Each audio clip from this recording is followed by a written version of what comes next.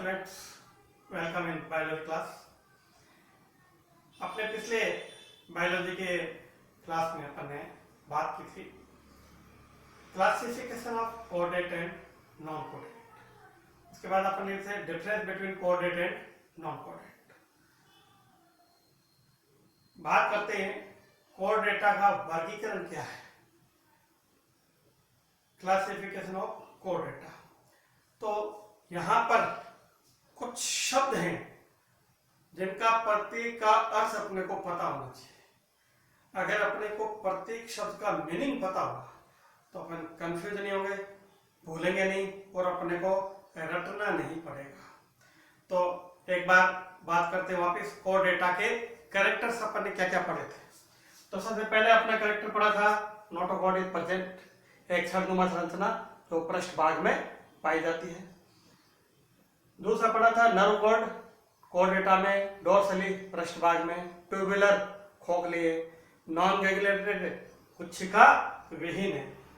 उसके बाद अपन ने तीसरा कैरेक्टर लिया था pharyngeal gill clefts are present, ग्रसनीय भाग में गिल्स दरारें पाई जाती हैं, जीवन की किसी अवस्था में, विकसित जंतुओं की भ्रूणीय अवस्था में पाई जाती है। पोस्ट एनुअल टेल, गुदा पश्च पूंछ का पाया जाना। हार्ट इज वेंट्रली प्लेस्ड, हृदय का अदर भाग में पाया जाना। ब्लड फ्लो, रक्त का प्रवाह पृष्ठ रुधिर वाहिनी यहां महाधमनी में, अगर से पीछे की ओर और अदर रुधिर वाहिनी में या महाशिरा में पीछे से आगे की ओर। डायरेक्शन दिखा रखी। आरबीसी या रेड ब्लड कॉर्पसल्स ब्लड में पाई जाती है जो हीमोग्लोबिन को धारण करती है। पोर्टल सिस्टम, निवाहिका तंत्र, शरीर के विभिन्न भागों से रक्त एकत्रित होकर शिराओं द्वारा हृदय में पहुंचता है, लेकिन कुछ जगहों का रक्त सीधा हृदय में नहीं पहुंचता है, पहले किसी और अंग को जाता है और फिर वहां से हृदय को जाता है। ऐसे तंत्र को बोलते हैं पोर्टल सिस्टम या निवाहिका तंत्र। जैसे आहार नाल का जो रक्त है जिसमें पचित भोजन है वो स्वांगीकरण के लिए पहले यकृत में जाएगा, तो आहार नाल का रक्त पहले यकृत में जाएगा, ये बनेगा यकृत निवाहिका तंत्र, हिपेटिक पोर्टल सिस्टम। इसी प्रकार एम्फीबिया में किडनी से या रक्त पहले किडनी को जा रहा है तो उसको बोलेंगे वर्क निवाहिका तंत्र या रीनल पोर्टल सिस्टम। बात करते हैं कोऑर्डिनेटा की क्लासिफिकेशन की। एक एक शब्द को अपन ध्यान से समझें। कोऑर्डिनेटा को दो भागों में विभक्त किया जिनको अपन ने दो समूह नाम दिया। पहला नाम रखा एक्रेनिएटा और दूसरा नाम रखा क्रेनिएटा।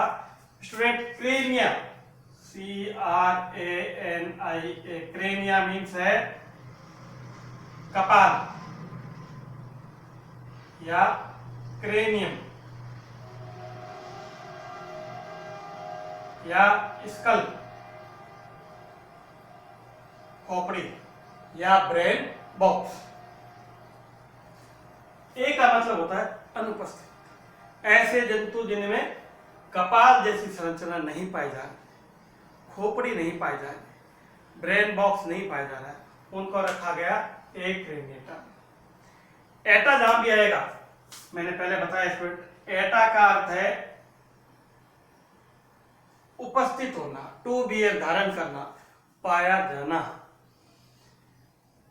एक्रेनिएटा को प्रोटोकोऑर्डिनेटा भी कहते हैं। स्टूडेंट जहां प्रोटो शब्द आता है, प्रोटो का मतलब होता है प्रिमिटिव, कम विकसित। प्रोटो का अर्थ है आद्य विकसित या कम विकसित। तो कम विकसित कोऑर्डिनेटा, प्रोटोकोऑर्डिनेटा भी इनको नाम दिया गया। ये सभी जंतु समुद्र में पाए जाते हैं, ओला मैराइन। इनमें पैड अपेंडेजेस, जोड़दार उपांग नहीं पाए जाते हैं। इनमें वर्टिब्रल कॉलम या कशेरुक दंड नहीं पाया जाता है। तो ये एक प्रकार के प्रिमिटिव कोऑर्डिनेटा हैं, प्रिमिटिव कोऑर्डिनेटा है, जिनको आगे अपन देखते हैं किस प्रकार डिवाइड किया। दूसरी तरफ नाम लिया क्रेनिएटा, क्रेनियम प्लस एटा, कपाल का उपस्थित होना। यू कोऑर्डिनेटा, जहां भी शब्द यू आता है यूकोर्डेटा। यू का अर्थ होता है सत्य, ट्रू, तो ये सत्य कोऑर्डिनेटा है, ट्रू कोऑर्डिनेटा है, यानी इनमें कोऑर्डिनेटा के सभी लक्षण पाए जाएंगे। इसी का तीसरा नाम वर्टिब्रेटा, वर्टिबल कॉलम, कशेरुक दंड का पाया जाना। एटा यानी प्रेजेंट, वर्टिब्रा यानी कशेरुकाओं, तो कशेरुकाओं द्वारा एक कशेरुक दंड का बनाना या पाया जाना।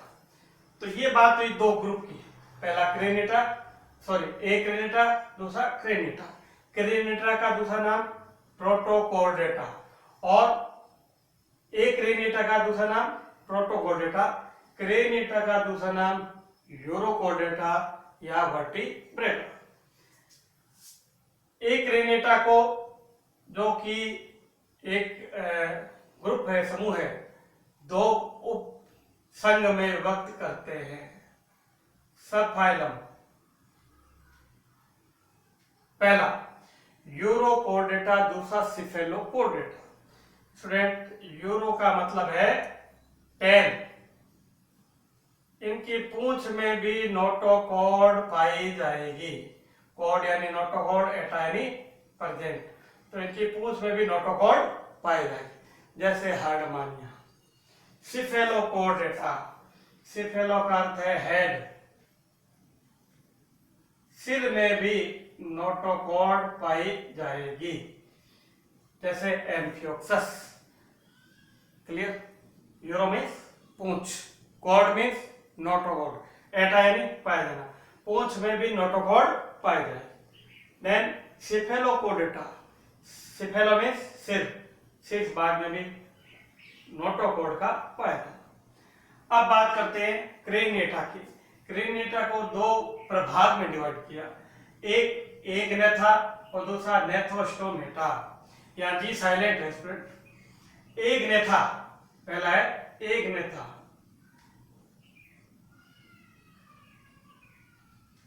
ए का मतलब एब्सेंट और नेथा, GNATH, नेथा। नेथा का अर्थ है जबड़े या जा। ए का मतलब अनुपस्थित, नेथा मीन्स जबड़े, इन जंतुओं में जबड़े नहीं पाए जाएंगे। तो जब जबड़े नहीं पाए जाएंगे तो इनका मुंह गोल हो जाएगा, मुंह में से जबड़े निकाल दिए जाए तो मुंह गोल हो जाता है। तो इसमें एक और रखा जिसका नाम रखा गया साइक्लोस्टोमेटा। साइक्लो का अर्थ क्या है? गोल, साइक्लो मीन्स गोल। स्टोम कहीं पर भी है, स्टोम का अर्थ है मुख, और एटा का अर्थ क्या है? प्रेजेंट। गोल मुख वाले जंतु जिनका गोल मुख होता है उनको वर्ग साइक्लोस्टोम में रखा गया, जैसे पेट्रामाइजोन, मिक्सिन, हैक्टिस आदि। नेथोस्टोमेटा, जिनमें जबड़े पाए जा रहे हैं, नेथा मीन्स जबड़े, स्टोम यानी मुख, और एटा यानी प्रेजेंट, जिनके मुख में जबड़े पाए जाते हैं उनको रखा गया ग्नेथोस्टोमेटा में या नेथोस्टोमेटा में। नेथोस्टोमेटा को दो सुपर क्लास, महावर्ग में बांट दिया। क्यों? कि इनके जंतुओं में कुछ जंतु ऐसे हैं जो जीवन पर्यंत या पूर्ण जलीय ही होते हैं, जिनमें श्वसन गिल्स के द्वारा होता है, जिनमें पाद लिंब नहीं पाए जाते, फिन या पख पाए जाते हैं, उनको रखा गया पेशीज के अंदर, महावर्ग पेशीज। ट्रोइक्वेटिक, रेस्पिरेशन बाय गिल्स, श्वसन के लिए गिल्स पाए जा रहे हैं, दो जोड़ी पाद नहीं पाए जा रहे, फिन या पख पाए जा रहे।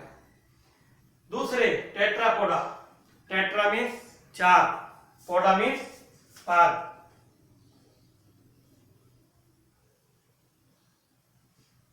चार फॉर लिम्ब या पाद,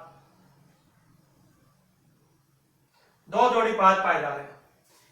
इनमें श्वसन फेफड़ों के द्वारा होता है, 2 जोड़ी पाद पाए जाते हैं। महावर्ग पीसीज और महावर्ग टेट्रापोडा को आगे वर्ग में डिवाइड किया गया। पीसीज में मुख्य रूप से 3 वर्ग हैं, प्लेकोडर्माई, कॉन्ट्रैक्टीज, ओस्ट्रिक्टीज। तो प्लेकोडर्माई तो लुप्त हो चुकी है, तो लुप्त हो चुकी मछलियां, प्राचीन मछलियां थी इसमें। कॉन्ट्रैक्टीज ऐसी मछलियां जिनमें अंतःकंकाल उपास्तिका बना है, शार्क, रे आदि जो इसमें रखी गई, यानी उपास्तिल मछलियां। दूसरी ओस्ट्रिक्टीज जिनमें अंतःकंकाल बोन का बना होता है, जैसे हिप्पोकैम्पस आदि। बात करें टेट्रापोडा की। टेट्रापोडा में 4 वर्ग रखे गए। पहला एम्फीबिया, उभयचर, जो जल और थल दोनों पर पाए जाते हैं। दूसरा रेप्टिलिया, जो प्रथम स्थलीय कोऑर्डिनेट कहलाते हैं। इसका भी पहला वर्ग किलोनिया जो है, उपवर्ग किलोनिया, वो जल में पाया जाता है। तो सरीसृप, रेंग कर चलने वाले जंतु जिनके पाद होते हुए भी पूरा बॉडी, शरीर सतह को स्पर्श करके चलता है। एविज, पक्षीवर्ग, जिनमें अग्रपाद पंखों में रूपांतरित हो जाते हैं, उड़ते हैं, पक्षीवर्ग। लास्ट है मेमेलिया या स्तनी वर्ग, जिनमें स्तन ग्रंथियां पाई जाती हैं। तो स्टूडेंट, ये कोर डेटा का वर्गीकरण का फ्लो चार्ट है। मैं एक बार फिर रिपीट करा देता हूं आपको। कोर डेटा के 2 समूह, एक रेनेटा, क्रेनेटा। एक रेनेटा में क्रेनियम या कपाल नहीं पाया जाता है, क्रेनेटा में पाया जाता है। एक रेनेटा को प्रोटोकोर्डेटा कहते हैं। प्रिमिटिव कोर्डेटा कम विकसित है, केवल समुद्री है। इनको यूकोर्डेटा या सत्य कोर्डेटा कहते हैं। इनको वर्टिब्रेटा भी कहते हैं, क्योंकि इनके नोटोकॉर्ड कशेरुकदंड में बदल जाती है। ये विकसित कोर्डेटा है।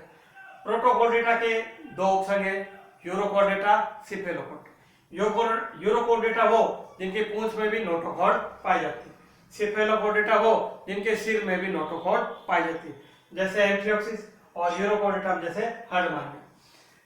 कोर्डेटा को 2 डिवीजन या प्रभाग में बांटा, एक नेथा और नेथोस्टोमेटा। नेथा मीन्स जबड़े, ए यानी अनुपस्थित। ऐसे जंतु जिनमें जबड़े नहीं थे, एक नेथा में रखा। जिनके मुख में जबड़े थे, उन्हें नेथोस्टोमेटा में रखा गया। एक नेथा में एक वर्ग है साइक्लोस्टोमेटा, जो गोल मुख वाले हैं, और इसका एक वर्ग और था जो लुप्त हो चुका है, ओस्ट्रिकोड्रमाई बोलते हैं इनको, जो अपन ने यहाँ नहीं लिया है। नेथोस्टोमेटा को 2 सुपर वर्ग अधिक महावर्ग में बांटा है, पीसीज और टेट्रापोडा। पीसीज में मछलियां हैं, पूर्ण जलीय हैं। टेट्रापोडा में श्वसन के लिए फेफड़े हैं, पीसीज में श्वसन के लिए गिल्स हैं। इनमें पख या फिन पाए जा रहे हैं, इनमें 2 जोड़ी पाद पाए जा रहे हैं। मछलियों को आगे 3 क्लास में डिवाइड किया है। प्लेकोड्रमाई लुप्त हो चुकी, कॉन्ट्रैक्टीज जिनका अंतःकंकाल उपास्तिका बना है, ओस्ट्रिक्टीज जिनमें अंतःकंकाल बोनी का बना है। टेट्रापोडा में 4 वर्ग हैं। पहला एम्फीबिया, जो जल थल दोनों पर रहते हैं, उभयचर कहलाते हैं, जैसे मेंढक। दूसरा सरीसृप, जो सतह पर रेंग कर चलते हैं, सर्प और छिपकलियां। तीसरा एविज, पक्षीवर्ग, जिसमें पक्षी आते हैं जो उड़ते हैं। चौथा मैमल्स या स्तनी, जिनमें स्तन ग्रंथियां पाई जाती हैं। तो स्टूडेंट, ये कंप्लीट आपका फ्लो चार्ट कोर डेटा के क्लासिफिकेशन का। प्रत्येक शब्द का आप मीनिंग ध्यान रखें, अर्थ ध्यान रखें, आपको कोई कंफ्यूजन नहीं होगा। और ये क्लासिफिकेशन आपके जब तक आप बायो पढ़ोगे काम आएगा। यहाँ से अपनी क्लासिफिकेशन स्टार्ट होता है, और बायोलॉजी में जिसका क्लासिफिकेशन कमजोर है, मैं समझता हूँ उसका बेस कमजोर रहेगा। तो आप इसमें देखें, किसी भी प्रकार की कोई समस्या हो तो आप मुझसे पूछ सकते हैं। ओके, थैंक यू, धन्यवाद। एक बार आपको देखें।